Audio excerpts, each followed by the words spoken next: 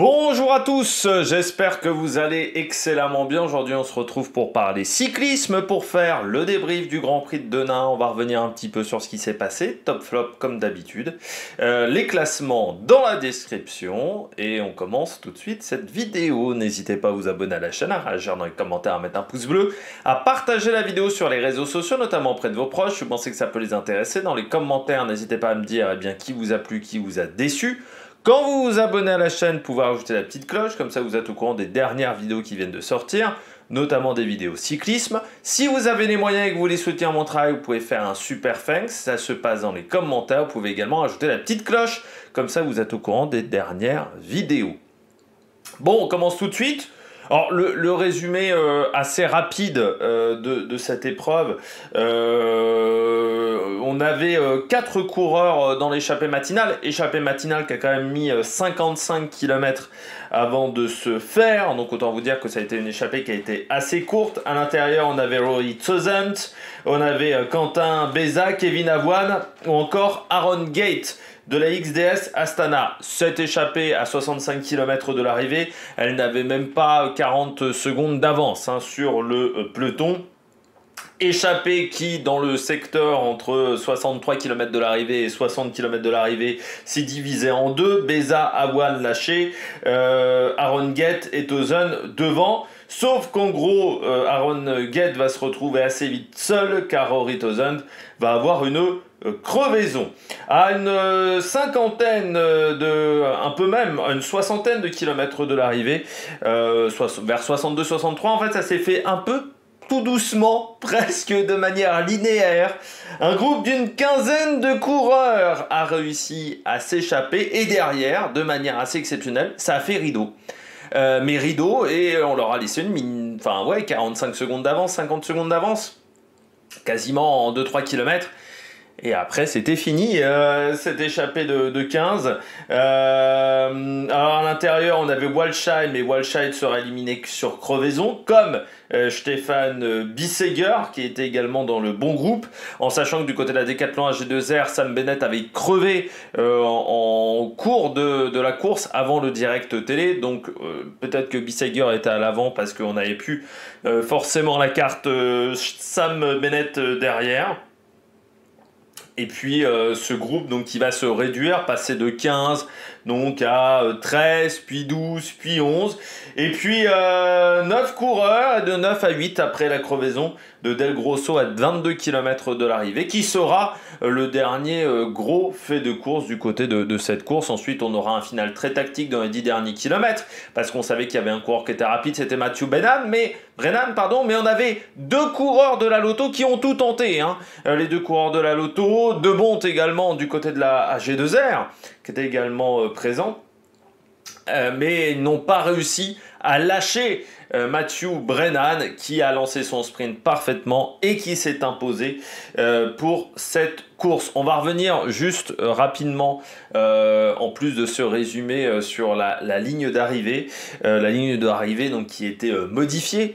L'an dernier, on était sur une belle ligne droite de 4 km et c'était bien, sauf que bon, cette ligne droite, il semblerait, n'était pas utilisable. Alors pour des questions de parking, je vois pas, peut-être pour garer les véhicules, les bus, mais dans ce cas-là, on pouvait peut-être les garer plus loin et ce que les coureurs qu'on fasse une zone neutralisée un petit peu plus longue, mais qui ne soit pas l'arrivée, qu'il y ait une zone de neutralisation derrière pour que les coureurs aient une zone sans voiture pour pouvoir rejoindre les bus. Mais pour moi, changer l'arrivée parce qu'on peut pas utiliser un parking, bon, je trouve que des fois les organisateurs se creusent pas énormément la tête.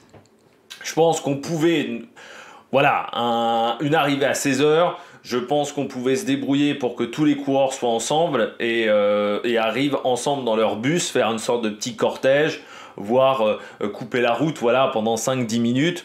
Je pense que c'était faisable, que c'était possible. Bon, ils ont décidé de changer la zone d'arrivée, ce qui est... J'ai rarement vu une arrivée aussi dangereuse. Le rond-point, par exemple, bon, Coquerel a tenté le coup. Je me suis dit, il y en a forcément un qui va tenter le coup d'accélérer dans le rond-point, dans le groupe de 8, il y en a un qui a tenté le coup. Mais le problème, c'est que j'avais pas vu, moi, la sortie du rond-point. Oui, les poteaux, c'était juste pas possible. Et pas possible de faire une arrivée sur une route aussi étroite, en plus. Parce qu'on n'avait pas une grande largeur, hein. Il y avait 3-4 coureurs qui pouvaient se battre, on va dire, les uns à côté des autres. Enfin, de ce que je voyais, hein, de mon écran de télévision. Et c'était pas extrêmement large, et je trouve que c'est beaucoup trop dangereux. Deux ronds-points, une sorte de pif-paf, parce qu'on avait un peu cassé le rond-point, mais ça faisait une sorte de pif-paf dans le final, à 100 mètres de l'arrivée, c'est juste pas possible. On a eu de la chance, et que c'est pas arrivé au sprint. Ce qui était plutôt ma tendance lors de la vidéo de présentation, où je pensais plutôt qu'on aurait un sprint, parce qu'il y avait Arnaud Delis, parce qu'il y avait Bennett, parce qu'il y avait quand même pas mal de sprinters. Je me disais, bon, les coureurs échappés seront peut-être contrôlés par ces sprinters. Mais si on a vu un sprint, ça ne passait pas. Hein. Là déjà, à 8, ça passait. À 15, ça passait pas. Si on avait eu le groupe de départ, ça ne passait pas, il y aurait eu une chute. Donc ça serait bien que du côté des organisateurs, on réfléchisse quand on fait une arrivée à éviter que ça soit hyper dangereux. Et je trouve ça formidable que ça ait été accepté par la préfecture. Parce que bon, voilà, la préfecture peut dire également à une organisation, là ça va juste pas le faire en termes de sécurité, c'est un peu short. Et j'ai l'impression que tout le monde se dit ok, c'est nickel, ok, super. Bon, bah, comme quoi la vidéo de Céline Rousseau était intéressante, parce que je trouvais déjà que c'était assez technique, mais dans la réalité c'était en fait très dangereux. Et j'espère qu'on réutilisera pas cette zone d'arrivée l'an prochain, qu'on trouvera une autre solution. Parce que là, si c'est vraiment qu'une question de bus qui peuvent pas se garer, tu vas pas me faire croire qu'on peut pas peut-être neutraliser un peu plus de route et faire une sorte ou de faire un cortège, ou de faire une zone où il n'y a pas de voiture, une zone d'arrivée où les bus, où les coureurs peuvent aller sans voiture jusqu'au bus. Comment on faisait en 1903 sur le Tour de France ? Voilà. Il y a un moment, il faut juste connaître un petit peu l'histoire de son sport. Il faut savoir que dans les premiers Tours de France, vous savez que les premiers Tours de France, grosso modo, on faisait Paris-Lyon, Lyon-Marseille, Marseille-Bordeaux, et on remontait et on faisait Bordeaux-Paris. Et en gros, à l'époque, dans les années 1900, le vélo n'était pas bien vu par les gens. Et notamment, il y avait des organisations anti-vélo qui n'aimaient pas les vélos. Voilà.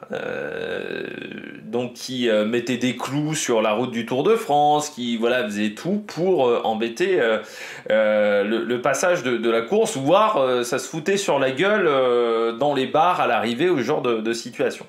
Et ce qui fait que les organisateurs en fait mettaient des points de contrôle, et en fait l'arrivée n'était pas du tout dans la ville, était à l'extérieur de la ville, et ensuite on faisait un cortège qui allait jusqu'à l'intérieur du centre-ville. Voilà, on faisait une sorte de zone neutralisée qui n'était pas comptée dans le temps de course, pour aller du dernier point de contrôle à l'arrivée, ce qu'on voit notamment au Dakar, ce qu'on voit dans les épreuves de rallye de voitures. Là, c'est ce qu'on aurait pu faire, hein, c'est-à-dire garder la même arrivée, les bus sont à un autre endroit, ok, les bus sont garés 1 km plus loin, pas de souci, on va faire l'arrivée à cet endroit-là, quitte à ce qu'on fasse un podium 1 km plus tard, ou 500 mètres plus loin, ou un truc comme ça, qu'on mette l'arrivée. Ensuite, on fait un petit cortège, un petit corridor, on bloque une route, pour permettre aux coureurs d'aller de la zone d'arrivée à la zone des bus. Ça me semble pas infaisable, voilà, ce qui permettrait d'avoir ce genre d'arrivée à la con. Allez, on regarde tout de suite les coureurs au top. Attaque de Marlou! Du côté des coureurs au top, Mathieu Brennan, le coureur de la Visma. Enfin, une classique remportée par la Visma depuis le début de saison. Allez, par rapport au mois de février, ils ont quand même, ils sont sur une meilleure tendance qu'en février. On a vu Ben Tullet hier faire 2. Là aujourd'hui, Mathieu Brennan qui gagne. Alors Brennan qui avait remporté donc déjà 2 courses en 1.2, donc qui ne sont pas comptées comme victoire chez les professionnels sur Pro Cycling Stats. Donc le Tour des 100 communes et le Grand Prix de la ville de Lidier avec l'équipe de développement. Et puis nous on l'avait surtout vu avec l'équipe 1 au Down Under, où on en avait parlé déjà de Mathieu Brennan. C'était lors de la première étape où il avait pris une belle deuxième place. Et c'est vrai que j'avais dit, j'avais regardé, et j'avais dit, putain, 19 ans. Parce que vous savez, je regarde un peu les noms, et puis quand il y a un nom que je connais pas vraiment, je regarde, je clique sur la page Pro Cycling Stats, sur sa page profil, pour voir un petit peu ce qu'il a fait dans sa carrière. Et là, je me suis dit, ah mais le mec n'a que 19 ans. Donc impressionnant. Mais là, la manière dont il a gagné le Grand Prix de Denain, grosse intelligence de course. Hein. Parce que, alors déjà, c'est une course pavée, c'est du placement. Le coup qui part à 15 bornes, le coup à 15 qui part à 65 bornes de l'arrivée, il faut le sentir. Lewis Haskell ne l'a pas senti, par exemple. Il y a d'autres coureurs qui n'ont pas eu l'idée d'y aller. Et il y a des équipes qui se sont fait piéger aussi dans cette accélération-là, qui n'avaient pas mis forcément le bon cheval. Donc déjà, faut sentir le coup. Dezio, tout seul dans le groupe de 15. Contrairement à la Lotto, contrairement à la Unibet, où il y avait du monde, lui, il est tout seul. Contrairement à Alpecin, où ils étaient deux, à Decathlon, ils étaient deux, lui, il était tout seul. Et je le regardais, il passait ses relais, mais il n'en faisait pas plus, parce qu'il savait qu'il était un peu en infériorité.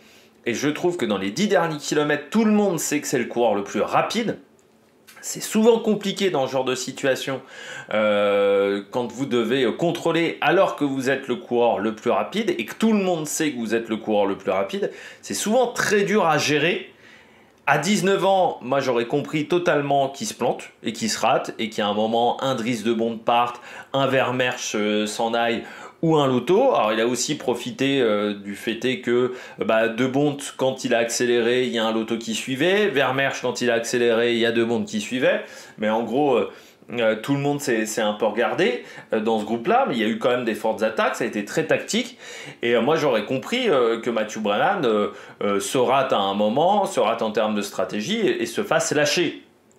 Pas forcément parce que c'était le moins fort du groupe, mais tout simplement à cause d'une erreur stratégique. Et là, ce qu'il a fait en termes de stratégie très bien, son placement dans les 500 derniers mètres, dans toute la portion technique, il s'en sort également extrêmement bien. Mathieu Brennan, moi je dis chapeau, parce qu'encore une fois, il n'a que 19 ans.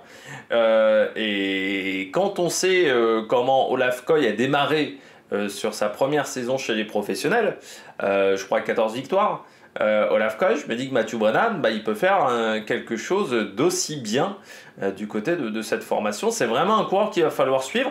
Il sera sur le Tour de Catalogne au mois de mars, la semaine prochaine. Le Tour de Catalogne, ça sera à partir de lundi, à suivre sur la chaîne. Et du côté du Tour de Catalogne, il faudra vraiment le suivre parce que 2005... Il n'a pas connu Thomas Voeckler les 10 premiers jours en jaune de Thomas Voeckler. C'est comme les mecs qui n'ont pas connu la finale de la Coupe du Monde. Il y a des petits repères comme ça qui font un peu mal. En gros, il n'a jamais connu Lance Armstrong avec le maillot jaune aussi. Parce que 2005, 6 août, c'est après le dernier Tour de France de Lance Armstrong, voilà, par exemple. Du côté de Mathieu Brennan. Mais oui, à cet âge-là, réussir à être aussi mature et aussi bon tactiquement, ouais, ça c'est un signe quand même d'un coureur qui a du gros potentiel. Gros potentiel. Certains diront c'est que le Grand Prix de Denain, oui, mais il y avait quand même une quinzaine de kilomètres de pavés aujourd'hui. Fallait les passer en étant en solo, non, très très bien. Deuxième coureur top, eh bien un coureur d'une équipe que j'apprécie, Saint-Michel Préférence Home Aubert 93, Dillian Corkery, coureur qui a 26 ans, alors qui a une particularité, Dillian Corkery, qui est arrivé chez les professionnels à 25. Il a fait 2 ans au CCI Tube, alors il avait fait 6 mois de stage chez Evo Pro Racing, je crois que c'était une équipe irlandaise, Evo Pro Racing, voilà, qui n'existe plus. Où il y avait notamment deux coureurs français qui étaient dans cette équipe.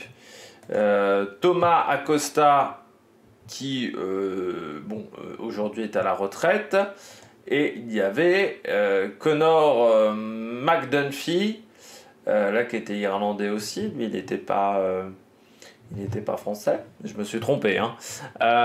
Evo Pro, il était marqué comme... Dylan Guinet, j'avais cliqué sur... qui a aussi pris sa retraite. Deux coureurs qui ont pris leur retraite du côté de la Philippe Wagner.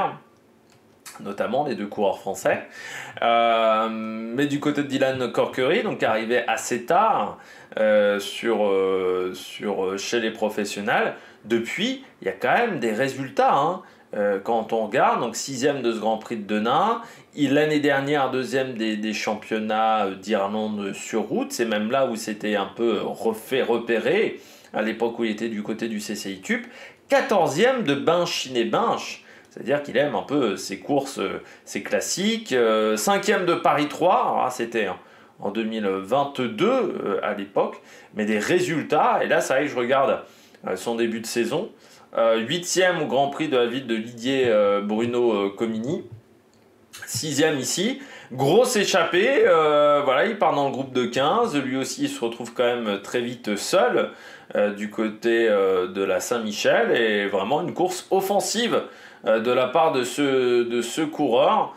Là je regardais ses résultats l'an dernier, 50e du Samin, il avait été performant sur le Tour de Bretagne, il avait été dans l'échappée de la route Tourangelle, des résultats donc en Irlande, mais pas forcément de très très gros résultats, à part cette 14e place à Binche-Chibé-Binche, 23e du Grand Prix de Fourny. Et là, je trouve que ça a été un très très bon résultat. Je pense que dans certaines équipes françaises, on a noté la performance de Dylan Corkery, parce que là, à l'échappée, il y avait quand même du beau monde. Hein. Il y avait Vermersch, les deux Vermersch, qui s'écrivent pas enfin si ça s'écrit pareil mais qui sont pas de la même famille, le Vermersch de la UAE, le Vermersch de la Plessine, Van Moer, Kopechki, Segart, donc voilà dans les 8. Si tu rajoutes à ça qu'il y avait notamment Walscheid qui était dans ce petit groupe, on avait également Del Grosso, Bissegger. Très très belle performance de sa part. Là aussi, on sait, les équipes continentales, c'est pas toujours facile. Saint-Michel, je sais pas s'ils avaient du matériel exprès pour cette épreuve, parce qu'en gros, ils font pas 150 courses sur les pavés. Donc, est-ce qu'ils avaient du matériel typé Roubaix ? Peut-être pas, surtout qu'on n'a pas toujours les moyens en continental, vu les budgets, d'avoir 3 vélos de route différents ou un vélo qui soit utilisé que pour 2 courses dans la saison. Donc je me dis qu'avec du matériel qui était peut-être pas forcément ultra performant dans ces conditions-là, avec peut-être peu d'expérience également sur les pavés, il s'en est extrêmement bien sorti. Après, quand on connaît la largeur des routes en Irlande, pour avoir vu le rallye d'Irlande en voiture plusieurs années, où c'était un rallye qui était très technique, demandé notamment, je crois que Sébastien Loeb, il y avait eu une bagarre, ça avait été compliqué une année pour Sébastien Loeb avec ce rallye-là. Vous compreniez mieux comment Corkery s'est bien positionné, parce que ce sont des routes qui sont extrêmement peu larges. Je pense qu'il a une science du placement et c'est pour ça qu'il était bien positionné dans le groupe de 15. Et après, quand même, il faut tenir jusqu'au bout. Il y a Gazzoli, par exemple, qui a craqué. Lui, il est resté dans le premier groupe. Il a réussi à résister dans ce premier groupe. Chapeau aussi pour un coureur de Continental. C'était loin d'être évident. Et puis, je termine avec Florian Vermersch, 4e aujourd'hui. Mais alors, je trouve qu'aujourd'hui, comme hier à Nokele, il a été extrêmement bon, Florian Vermersch. Je l'ai trouvé très intéressant. Coureur qui était l'an dernier à la Lotto, qui est un transfert de la Lotto à la UAE.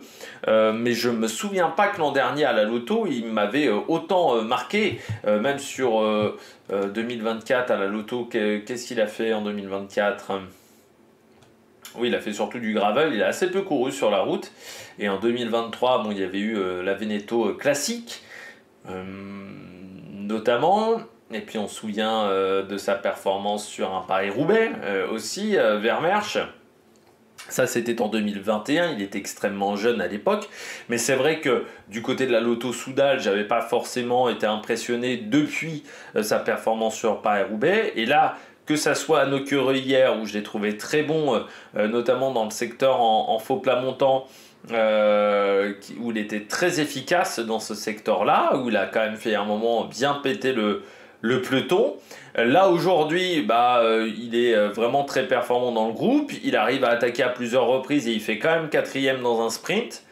Ça, c'est plutôt pas mal pour le coureur de la UAE et il va peut-être avoir un rôle important du côté de cette formation, notamment à Paris-Roubaix. Parce que moi, je pense qu'il n'y aura pas Tadej Pogačar du côté de Paris-Roubaix.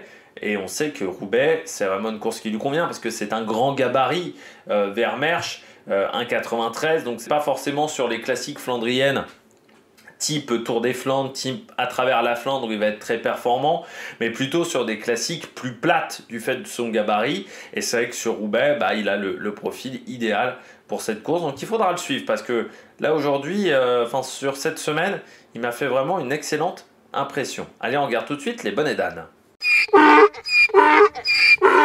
Du côté des bonnets d'âne, on a 2 équipes et un coureur plus un coureur en solo, on va dire. C'est très francophone, voilà, ces bonnets d'âne. Je commence avec les flops, la Groupama. Ils se sont fait complètement avoir comme des bleus du côté de la Groupama.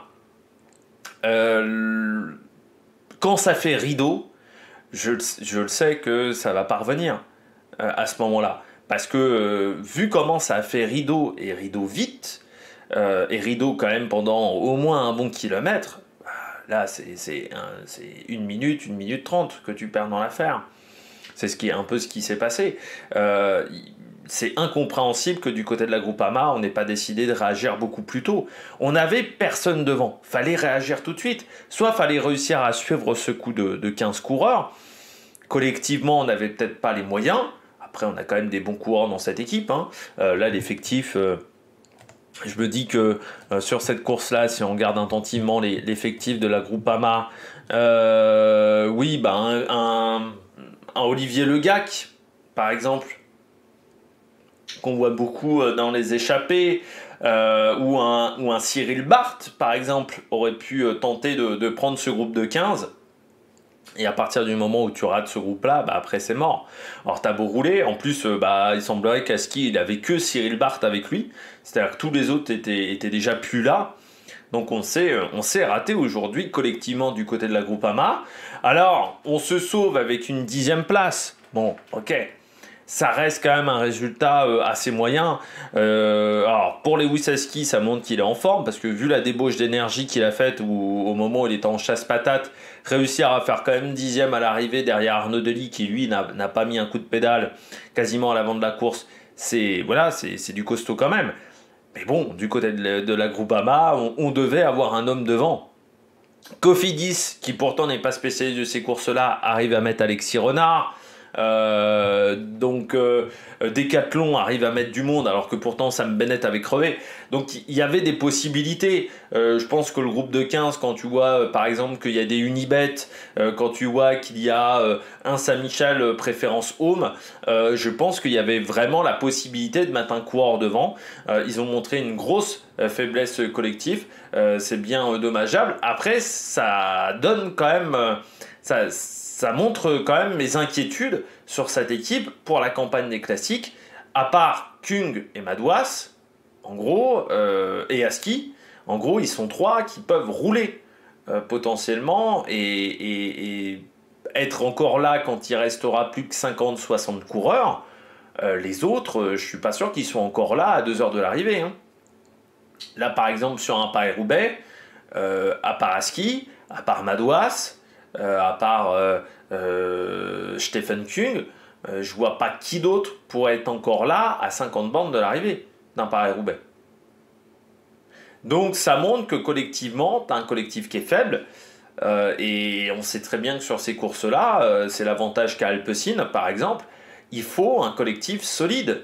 C'était la grande force de la Quick Step, comme je l'ai dit suffisamment longtemps, mais il faut un collectif ultra solide. Si tu n'as pas ce collectif-là, derrière, ça devient plus compliqué. Et c'est ce qui s'est passé du côté de la Groupama FDJ. On est passé à côté en termes de résultats. Et pour moi, c'est une déception du côté de cette formation que j'attendais à un meilleur niveau sur cette épreuve. Donc assez déçu par le résultat de la Groupama FDJ. Deuxième équipe, la Total. La Total, là aussi, on est sur une manche de Coupe de France. Je disais, la Total, en plus, particularité de cette équipe, ils en font pas beaucoup de courses pavées désormais. Les invitations, ils les récupèrent beaucoup moins. Donc autant dire que c'était une véritable opportunité pour eux de se montrer et que normalement, ça devait être un des objectifs de l'équipe sur ce mois de mars, faire un grand prix de Denain. Sur cette deuxième partie du mois de mars, début du mois d'avril, sur les classiques pavés, ils ne seront pas sur beaucoup de courses. Total Energy. Encore une fois, là, je vais peut-être avoir leur calendrier. Il y a beaucoup de classiques où ils ne seront pas présents actuellement. C'est comme ça, bon, il faut faire avec. À partir de ce moment-là, tu dois beaucoup plus te montrer. Tu dois être beaucoup plus aux avant-postes. Pour rappeler, ils ne seront pas sur le Tour des Flandres. Par exemple, à travers les Flandres, ils ne font pas cette épreuve, ils font que le Grand Prix E3 et Gand. Donc en gros, eux, il faut qu'ils soient performants dès maintenant. Et ce Grand Prix de Denain était une réelle opportunité de se montrer à ce moment-là de la saison. Turgis, bon, n'était pas dans un grand jour, mais il n'y a pas de Turgis dans cette formation. Sandy Dujardin, bon, il fait 15e, c'est pas exceptionnel. Alexis Brunel, je pense que c'est encore un coureur qui doit prendre de la caisse sur ces épreuves-là. Je pense qu'il lui manque encore un petit peu d'endurance, de résistance sur ce type d'épreuves. Mais normalement, Total Energy, tu dois être visible. Si tu n'as pas le collectif pour être performant, tu mets un coureur dans l'échappée. Il n'y a pas de coureur dans l'échappée de 4. Il n'y a pas non plus de coureurs dans le groupe de 15 devant. Là aussi, ça fait mauvais genre. Je vous récupère, c'est un appel de ma mère. Dernier flop de la journée, pour moi, c'est Adrien Petit. Adrien Petit, oui, parce que déjà Intermarché, ça a été compliqué. Alors, il semblerait qu'Intermarché testait du matériel pour Paris-Roubaix, parce que c'est vrai que c'est le seul endroit où tu peux tester le matériel de Paris-Roubaix, quasiment. Parce que certains disent le Tour des Flandres, oui. D'autres classiques flandriennes. Alors, Nocquereux un petit peu, tu peux tester du matériel sur Nocquereux, mais vous avez bien vu, les pavés de Nocquereux, ce ne sont pas les pavés de Roubaix, ils sont beaucoup plus propres, donc les risques de crevaison sont un peu moins forts. Donc là, il semblerait que c'était des tubeless sur 32 mm, parce qu'on rappelle qu'aujourd'hui, on est sur du 28, du 30, 32, ça apporte plus de stabilité, mais certaines marques n'ont pas forcément ce matériel-là, ou n'ont pas forcément ce matériel-là compatible avec les jantes, ce qui peut parfois poser problème. Donc là, du côté d'Intermarché, il semblerait qu'on essayait d'avoir le matos pour de faire des tests du côté du Hutchinson, donc qui fournit les pneus d'Intermarché pour ça. Par contre, oui, Adrien Petit, déception pour moi, parce que c'est un coureur qui adore ces courses pavées-là, qui adore ce type de parcours. Et c'est vrai que je me disais, là, il n'y a pas forcément un grand leader. Tu as Hugo Page, mais Hugo Page, on sait... Alors même si c'est presque là où moi je l'avais vu performant la première fois, c'était presque sur cette course-là, mais ça reste quand même un peu léger, je trouve, sur les pavés. Hugo Page, et on connaît le niveau d'Adrien Petit, et ça, je me disais, là il y a une opportunité pour lui de se montrer, et il rate le coche du groupe de 15. Là, je trouve que c'est un petit peu dommageable. J'ai été assez surpris même qu'Intermarché ne roule pas à ce moment-là. Parce que je me disais, là, il y avait... Enfin voilà, il manquait du monde du côté de cette équipe. Lucas Van Boven, c'était pas suffisant. Tu savais que par rapport au mec qu'il y avait à l'avant, tu gagnais pas avec Lucas Van Boven. Donc c'est vrai, je me disais, du côté d'Intermarché, il y aurait peut-être une possibilité de se montrer du côté de cette formation avec Adrien Petit. Sauf que, Adrien Petit n'a pas réussi. Donc, petite déception pour moi du côté du coureur français. J'aurais vu mieux, du côté d'Adrien Petit. Puis je termine avec un dernier flop aujourd'hui, parce que j'avais oublié que j'avais mis une équipe. C'est Arkea. Alors, je vous avais dit lors de la présentation de cette course, Arkea avait mis la grosse équipe. La grosse équipe, donc c'était pour amasser énormément de points UCI. Aujourd'hui, on a récupéré la modique somme de 11 points UCI sur la journée. C'est la Bérésina. C'est la Bérésina du côté d'Arkea. Alors déjà hier, ça n'a pas été une bonne journée parce que Cofidis a marqué des points, XDS Astana a marqué des points, Uno X a marqué des points, et Picnic a marqué des points. Donc autant vous dire que pour Arkea BNB Hotel, c'était pas la bonne journée. Aujourd'hui, ils sont passés, ils se sont ratés parce que, comme je le disais, c'était une équipe qui devait se montrer, notamment avec Jente Biermans, notamment avec Mozzato. Alors, il n'y avait pas Capiot. Il était prévu au départ, il a été retiré de la liste de départ un petit peu à la dernière minute, mais tu avais Mozzato, Biermans. Mozzato, Biermans, normalement les deux, ils doivent être dans le top 20. Aujourd'hui, et t'en as même un qui doit être dans le sprint pour la 10e place. Ils ont raté leur sprint, parce que ils sont dans le groupe pour la 10e place. Donc dans le groupe de Lee, ils sont dans le peloton de Lee, et pourtant, ils finissent très très loin. Dans le peloton de Lee, ils sont pas du tout à l'avant. Del Grosso est devant, Cyril Barth est devant, même Vlad Van Mechelen est devant. Ils se sont ratés sur leur sprint. Très clairement, ils sont passés à côté. Baroncini même est devant. Et autant te dire que dans le top 20, ça aurait fait peut-être un peu plus de points. Mais ça reste quand même une déception du côté d'Arkea, c'est qu'ils n'aient absolument pas roulé, alors qu'ils avaient qu'un coureur devant. Et pour moi, il fallait rouler à ce moment-là aussi. Ils étaient dans l'obligation de rouler, et moi j'aurais peut-être un peu plus joué du côté de Jente Biermans à un moment, mais il fallait rouler dans le groupe dans le peloton. Ils avaient l'obligation de rouler. Quand tu as des Coupes de France, tu viens pour marquer des points quand tu es Arkea. Ils n'ont pas marqué de points aujourd'hui. Pour moi, ça s'appelle un échec. Et autant vous dire que c'était pas le bon moment pour avoir cet échec-là, parce que les autres marquent des points et marquent beaucoup de points. Donc ils se retrouvent en grande difficulté désormais du côté de cette formation. Eh bien, j'espère que vous avez aimé cette vidéo. Si vous avez aimé cette vidéo, n'hésitez pas à vous abonner à la chaîne, à réagir dans les commentaires, à mettre un pouce bleu. Et puis nous, on se retrouve pour de nouvelles aventures sur Amérique Production. Ciao, ciao!